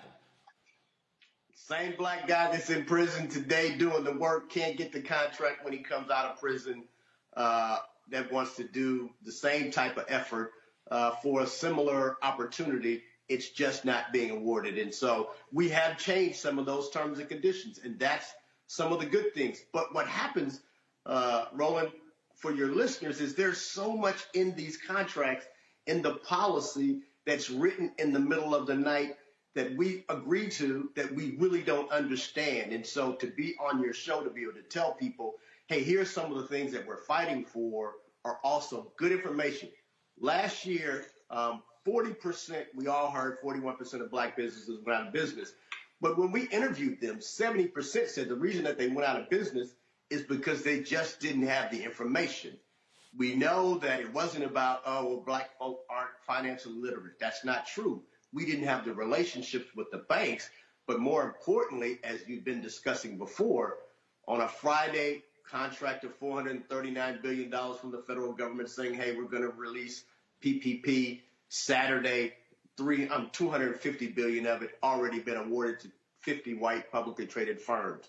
We didn't have an opportunity to be able to even understand the information to be able to go, and then they tell you to go establish a new banking relationship in the middle of a virus. I'm going to read this one again. I want to read this one again. Because, again, y'all, I need y'all to understand. See, y'all always talking about, man, why y'all talking about the money? What did Ron just say? We don't have the information. No one's explaining it. That's why this show matters. Do y'all understand that right now more people are watching this segment and getting this information at a single time? There's no other group in the country that's talking to this many people, this many black people at one time, breaking this thing down. Ron, this is what the 8A program is effectively only for a very small portion of all minority firms. As a percentage of the estimated total number of minority firms, only 0.035% receive an actual federal government contract from this source. This means that for 99.7% of minority firms, this source is unavailable. For black firms, the picture is even more damaging. Why? For a couple of reasons. One of you mentioned the bundling and debundling of the contracts. We had a lot of firms that were getting into the 8A program and just weren't getting any contracts. Second piece of that, you can get a contract January 1st and may not get paid till July 15th because the federal government is a very slow payer. During the Obama administration, they implemented the prompt pay program, which allowed you to get paid within 15 days. Under the Trump administration, that was removed. It went back to somewhere around anywhere from 90 days all the way up to 6 months. No. See, again, I know some of y'all, I love y'all at home when y'all say, Roland, why y'all interrupting? Because sometimes you got to slow some stuff down so you can understand that. Greg Carr know what I'm talking about, just like in class. If you got a student who ain't catching it, you got to say, hey, Doc, hold on, slow that down. Y'all, I want y'all to listen to what Ron just said. I'm going to use a real life example. There was some work that we did for a major company in August of 2021 that we here the payment did not show up at our bank until January. I need y'all to hear what I just said. There was some work that we did, 6-figure work, in August. The payment didn't show up to January. Now, because of y'all giving, because I know how to manage money, we were able to pay our payroll in September, October, November, December, and January, and we're not sweating the money coming in. A lot of other people not in that situation. So if you don't change the rules for payment, then black firms are sitting here. We can't wait 6 months for a check to come in. Ron, go ahead. And we know we pay twice the rate for the same capital that our white firms that are competing us against. And when you say twice the rate, you mean interest rates. Interest rates, right? Yeah, the average black person is paying twice. Right. And luckily for us, praise the Lord, I got no debt, I got no loans, I got no interest. So I don't have that issue. But again, this is what we have to deal with. Okay, Ron, go ahead. Finish the point. So the last thing I wanted to tell you is about media, because I knew you were going to ask this question. How much is actually being spent with black-owned media? Because I hear you talk about this often, and I don't have a total number. What we do know is that, and you probably have heard this, Congressman Hank Johnson and 31 other members from the Congressional Black Caucus sent a letter to President Biden asking him what their spend was with black media. We can say that during the virus, that the HHS spent $360 million total. Of that, roughly $20 million went to black media, which represents about 5.5%. Actually, I'm gonna hold you on that, Ron, because I need you to do some help here. I read that letter. In that letter, under the $20 million for black-owned businesses, they included the Oprah Winfrey Network. The Oprah Winfrey Network is not a black-owned business. Discovery, which now is Discovery Warner, owns 95% of the Oprah Winfrey Network. So I've told Congressman Hank Johnson's office, and I would like for y'all to hit HHS as well, is to say, HHS, what we need is, and they only cited 3 black businesses when it's hit the 20. No, what we need to see, Ron, we need to see the whole list of all of the so-called black-owned media that got that $20 million, so we can look at it and go, no, they not black-owned, they not black-owned. So I'm still waiting on that as well. So I'm curious to know how much OWN got, because they're claiming, it total 20 million. Well, if OWN got a majority of the 20 million, that 5 points goes down. 102%. So that's a great segue into what we do effective last year, and that is we now certify black-owned businesses. Many businesses claim to be black-owned, and we saw that last year under a lot of the programs that were being discussed. We heard a lot of corporations saying they were going to spend with black firms. We heard $1 billion of commitments, but very little of that could be traced back to real spend. And so a lot of the conversation was, well, we don't know where to find black firms, and so the U.S. Black Chamber came up with a certification, BYBLACK.US, buyblack.us, where if you are 51% owned by a black person or more, you can now be certified. I, as a certifying agency, I'm not as concerned about your profitability or your losses. I want to know, are you who you say you are, and is the owner who they say they are? We've seen, as Roland has just mentioned, many businesses claim to be black-owned, but we cannot find the fact that they are. They may have 2 different owners on different documentation, depending upon where the opportunity lies. We also know that many of our firms aren't certified, and so it's difficult for them to be classified as black-owned or to be found and to be supported. And so a lot of organizations are charging exorbitant dollars just to say you're certified. You can be certified as an Asian-owned business in America. You can be certified as a gay and lesbian-owned business in America. You can be certified as a woman-owned business. But black and brown businesses are certified as minority programs, minority businesses. And so we say, no, we want intentionality. We want to make sure that you are being certified as a black-owned business so that we can now hold the federal government as well as the private sector accountable And then we can also hold you accountable. Understand that we even partnered with the national organization that wanted to give us a face of our certification program, but they couldn't be identified as black owned initially because of venture capital. The owner said, gosh, you're right.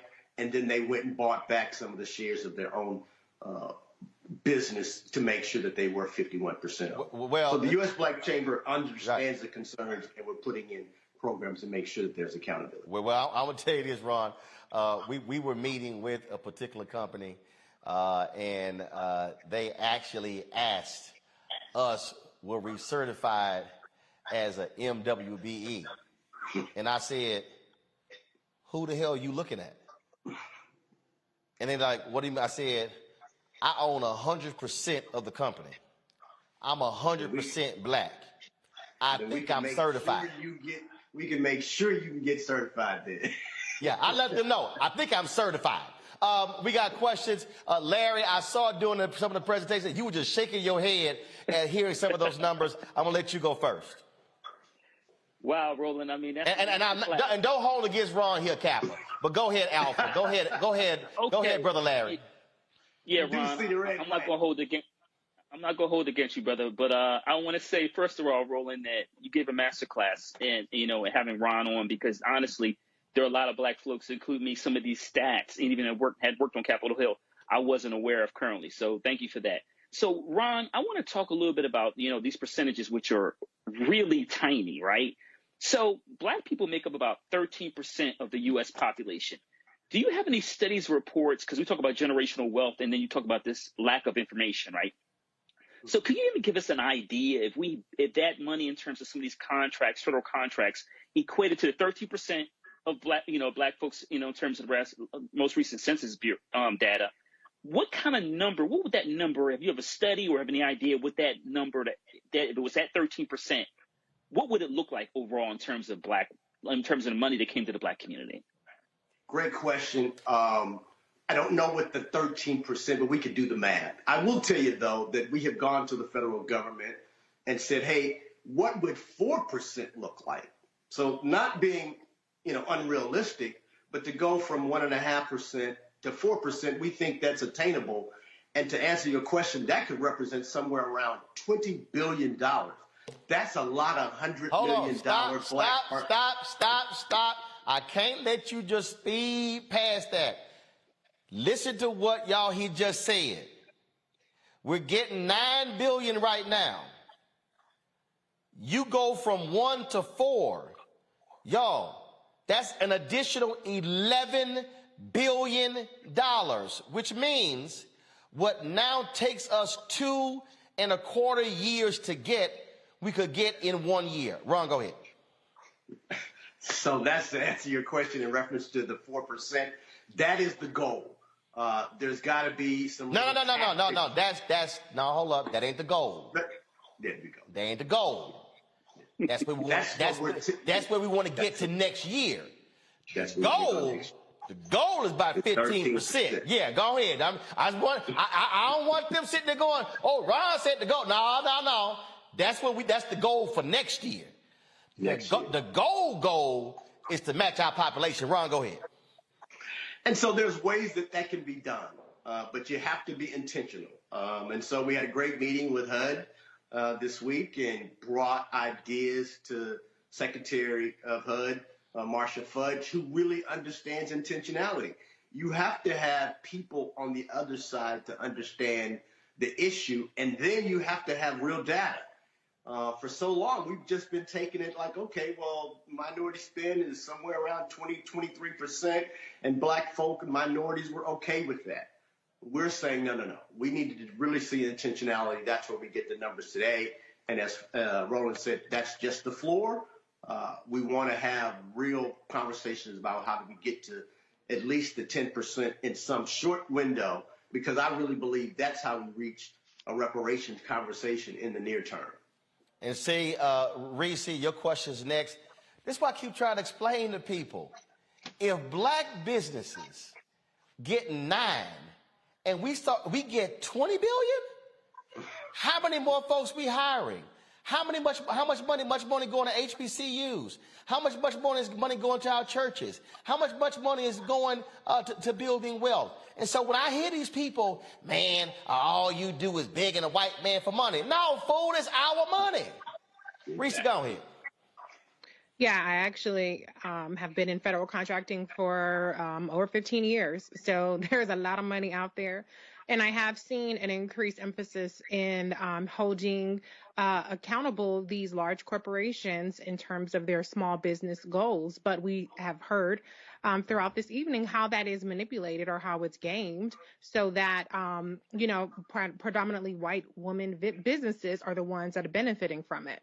And the Alaska Native requirements are a huge deal. I have personal experience with that in the contract that I worked on. So I guess my question is, so much of the emphasis is always put on personal responsibility in terms of, individuals getting licensed or them meeting the requirements. But how much of this do you think really is going to take the federal government actually, making more contingencies or making more provisions to target Black companies, whether that is with changing the requirements?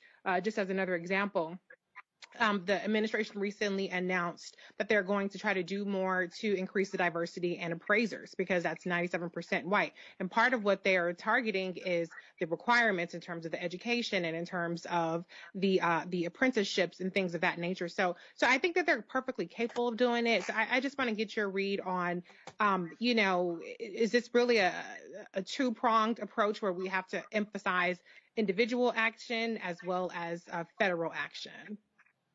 I think it's a combination. You've also mentioned the private sector. I think the private sector looks at D&I, diversity and inclusion, many times in reference to hires and HR. We're saying, as Roland has been stating, where's the money? I want to know where the dollars are being spent. In reference to individuals, yes, there's some things that Black business owners can do to make themselves be found, prepare themselves for contract opportunities.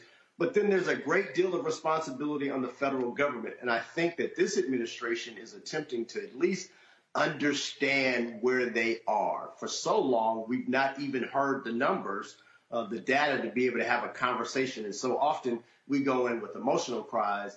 I think now we're saying, hey, we're at 1.67%, but yet we represent 13% of the population. We want to see a 4% spend with Black firms and bring them a plan to say, here's how you reach that goal. Part of it is debundling. Part of it is paying on time or even early. Part of it is making sure that we have access to the information as well as access to good credit and access to good organizations that are going to be able to bring you the information like this we're doing this evening. Greg. Thank you, Roland. And I agree with Larry. This is a master class. And thank you, Brother Busby. I'm still fired up off that Florida voting rights decision and the reparations conversation. So I'm going to use that momentum to come in right here. Because as I'm sitting here, I'm trying to think, how could you make a tax code argument with the 14th Amendment through a the universe possibilities comes down to this. This is public theft. We know this is public theft. We paid those taxes, and they have set up a system where they can steal it legally. Can I ask you, even the unbundling and the bundling policy really floored me. And so my question, I guess, comes really in the wake of what Reese just laid out in terms of the involvement of the federal government. What are the obstacles, the largest obstacles to policy changing at the federal level? And what is the role of lobbyists? And how important is campaign finance reform? Because it seems to me that these politicians that are allowing this to pass have been bought and paid for. This public theft, this theft of public dollars is something that they've been, basically rented to enable. I mean, what can we do politically to even think about how Cliff was talking earlier to kind of loosen some of these things and get our money back? As Roland said, where's our money? We know it's going in the pocket of these private companies. Well, for a long time, the Republican Party did a great thing. And again, I'm not blaming the Democrats or the Republicans for this, because for a long time, this country said that it wasn't going to have race-based policy as it related to economic conversations. And so for a long time, we couldn't have conversations about intentionality. Where and how are we going to mandate that we spend with Black firms? because there weren't there weren't black policies as related to contracts. The closest thing we had was the 8A program, which was created by a black man, Percy Sutton, who really understood the challenges that black business owners had, but it had to be written under the guise of minority programs. And so once again, what we thought and created for us has now been kind of changed to benefit other groups outside of what it was originally created for. And so what we can really start to talk about political juice and relationships, as well as lobbyists, is to make sure that they go in and they understand policies that are really having impact and how to be able to change some of those policies to really have positive impact. And some of it is just really difficult because it is very detail oriented and it's overlaid with layers and layers of different policies to get to the crust of really where the concern and the issue can be addressed. All right.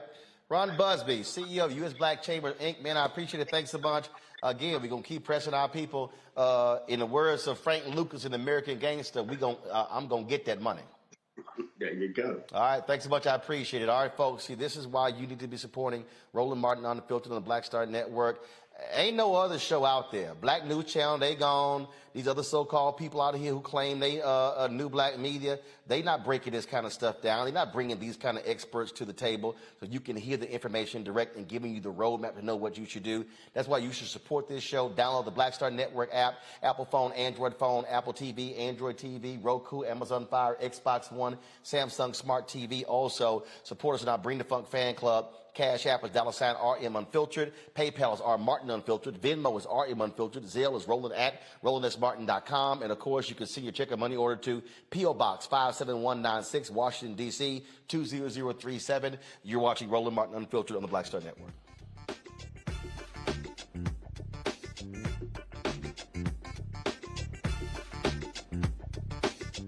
Now, did you ever want to do a soap opera? I did it before, Another World. I did it years ago with Joe Morton, Morgan Freeman, called Another World. It's the funk now, but that's how I started in TV. My first job. My very first TV job. Joe Morton and Morgan Freeman were on a soap opera? Together. Yes, wow. I know. Oh, I loved it. I played a prostitute. I was real raw. My name was Lily Mason. I was a hoe on Tuesday, and then I owned the town 2 weeks later. That's how they do you. Right, that's how soap opera. You evolve. Yeah. Right. So now I'm on this, but I'm rich right from Jump Street. So I'm loving it.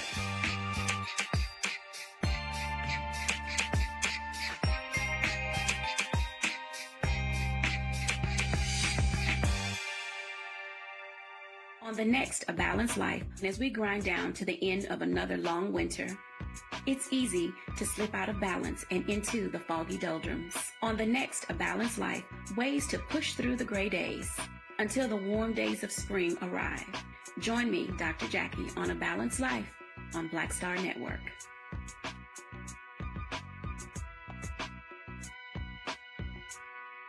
Hey, what's up, everybody? It's Godfrey, the funniest dude on the planet. Hey, I'm Taj. I'm Coco. And I'm Lily. And we're SWV. What's up, y'all? It's Ryan Destiny, and you're watching Roland Martin.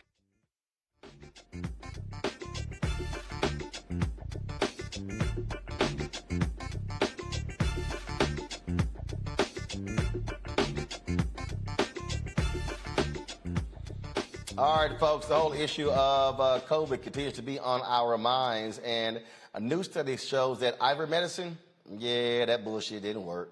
You know, you had Donald Trump and all these other people out here yelling, hollering, screaming, Joe Rogan and others saying, oh, we should have everybody taking ivermectin. Well, they found it to be ineffective in decreasing the chance of hospitalization for patients with COVID. The drug, typically used for parasites, was promoted by conservative commentators and Fox News as a treatment despite a lack of conclusive evidence early in the pandemic. Well, researchers with the New England Journal of Medicine says they did not find a significantly or clinically meaningful lower risk of medical admission to a hospital or prolonged emergency department observation.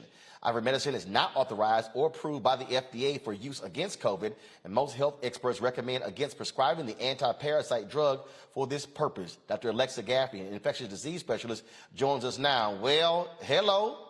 Hey, as they say, as we say on here, hashtag, we tried to tell you. Yes, we sure did. And it's like beating a dead horse. People will not. No pun. Hold on. Beating a dead horse. No pun intended. None. No pun intended. So yeah, so over the course of this pandemic, since this whole notion that ivermectin could be helpful against COVID-19, there's been tons of quote unquote clinical trials, and I'm throwing air quotes because when they tried to do a meta-analysis of all of this data, they had to throw out a significant portion of these studies because they just weren't done properly. You know, the gold standard of a clinical study is a double-blind, randomized, placebo-controlled trial, and most of the people who are out here supporting ivermectin don't even know what that means. So when they looked at data, they found that, yes, there was no statistically significant difference in outcomes in people who received ivermectin early in the course of their COVID-19 infection, looking to see did these individuals end up being hospitalized or did they have to have prolonged emergency room evaluation. And the reason for the prolonged emergency room evaluation was because they looked at this data at a time where COVID was so rampant. Many of these hospitals did not have room to admit these people. So a prolonged ER evaluation or observation meant that you would have been hospitalized if there was room at the inn. So there was no clinically significant benefit of being on being on ivermectin for a COVID-19 infection. So we need to let this go. And also, just want to get your thoughts real quick on that other study that showed that once white folks found out that COVID was hurting us and brown people, they gave less of a damn. Yeah. Yeah.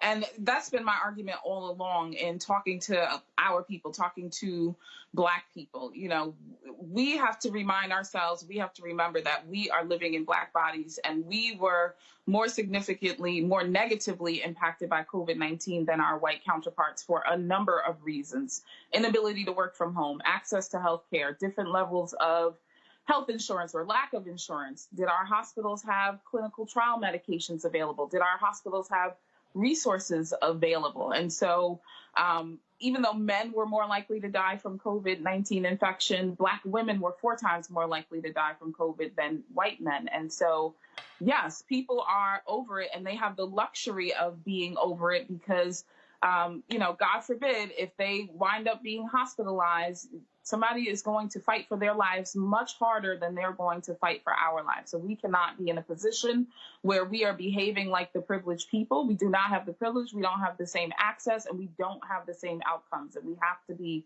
incredibly mindful of that.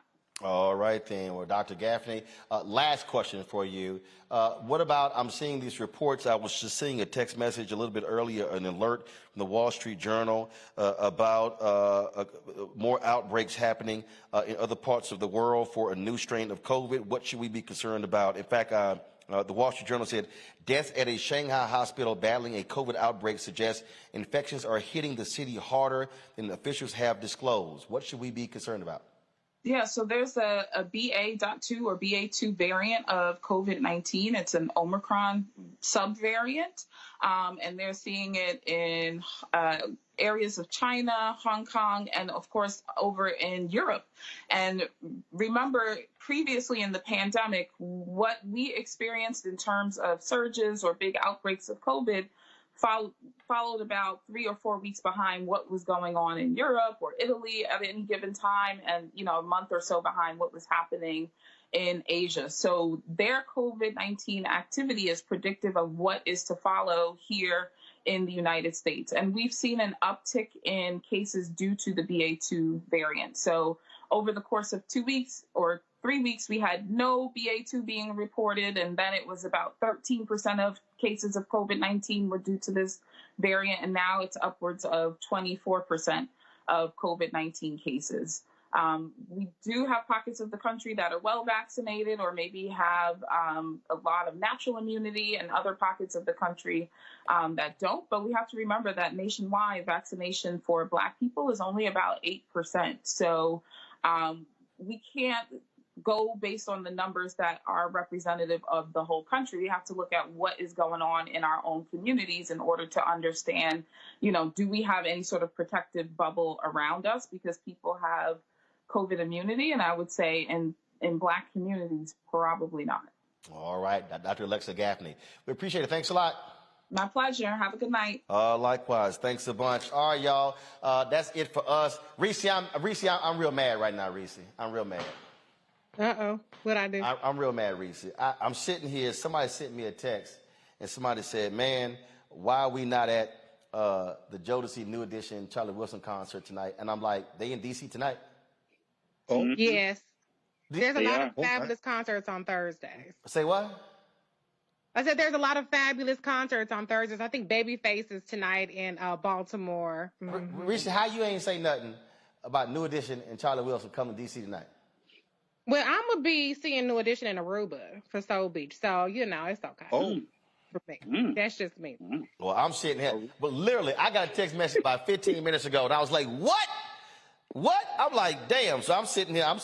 Look, you know me, I'm texting everybody. So you got to get some tickets. Huh? He probably texting Charlie Wilson, ain't you? No. I text Charlie. I text his manager. I text Johnny Gill, Ralph Trez Van, and Michael Bivens. Then I told Alex, you got to start working. Call all of them right now during the break. So you know what? It's fine. Y'all know what I'm gonna do? I'm just gonna go by the Capital One Center, and I'm just gonna walk in. Y'all know how I'm gonna do this. So you got it like that. You got it. I'm used to talking my way into buildings. So look, those are my guys. Maxwell's in D.C. On Saturday. I'm good. I hit Maxwell today. I'm going to see him on Saturday. So what? Carol, why you looking at me like that? Carol give me the evil eye. You should have said something. You should have said something. Wait. All them in the control room like, we like them too. Well, hell, y'all should have said they were in town. I blame y'all. Y'all didn't say a damn thing. How y'all gonna wait till right now? Y'all supposed to be staff, damn it. You're supposed to be help. Lord have mercy. It's like, look, y'all supposed to be the equivalent of what the Bible says about a wife, a helpmate. Y'all ain't helping shit. Y'all didn't say nothing about y'all didn't say Carol said we had a show tonight. That's why it didn't work. Carol, who the host? Who owned the show, Carol? Oh, look at them clapping. Hell yeah, we would have had a 45-minute show. We would have had the panel live from 6 to 6:45, and I would have ran something else for the 7 o'clock hour. In fact, we running a live stream right now of the Black Women's Roundtable on Black Star Network. So hell, I could have slid that into the 7 o'clock hour. So damn it, next time y'all need to say something. Sitting here not saying nothing, I'd be damned. Man, y'all sitting here, my goodness. Hey, ladies, can I say how beautiful it is to see those sisters in there? And they've gone from voting rights to reparations to a master class on contracts and federal government, and to end with the blackest exchange in a studio full of black women. How can y'all not support? This is what it looks like. Well, hold on. It's two black dudes and a white guy in there too. So you don't see him. Steve over there on audio, he white.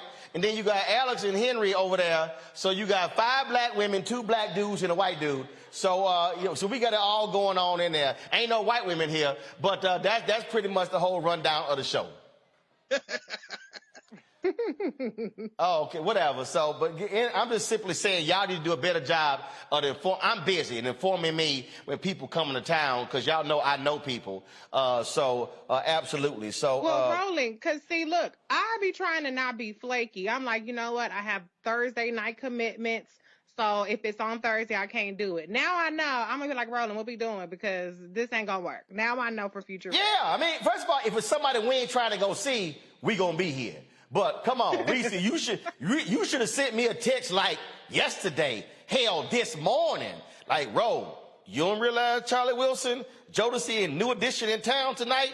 I've been watching everybody else posting they down. See, now I got to go fly somewhere else to go see them. I mean, they ain't no problem, but they down the street. Go to Aruba, Soul Beach. Go to Aruba for Soul Beach. I mean, it's lit. Damn shame. I ain't got no help around here at all. I'm just sitting here. I'm literally, and y'all think I'm lying. I'm texting everybody right now.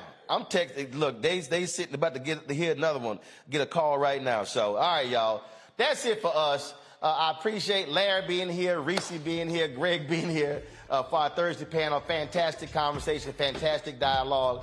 We're going to put that, what I said to y'all about that Will Smith video, we're going to put that out as well because, y'all, we speaking truth and we bringing that funk every single day on Roland Martin Unfiltered. I tell y'all, ain't no other blacker show out there. Y'all can waste y'all time flipping through the channels and y'all can see maybe one person, no, they ain't doing it how we do it. And so y'all know what you do. Download the Black Star Network app, Apple phone, Android phone, Apple TV, Android TV, Roku, Amazon Fire TV, Xbox One, Samsung Smart TV. Also, support us when I Bring the Funk fan club. That's what you must do as well, folks. And, of course, send a check on money order to P.O. Box 57196, Washington, D.C., 20037. The Cash App is $RM Unfiltered. I told y'all we got them fraudulent people who are out there doing their thing. I showed y'all earlier the frauds. Shut them down. This is the only Cash App we have.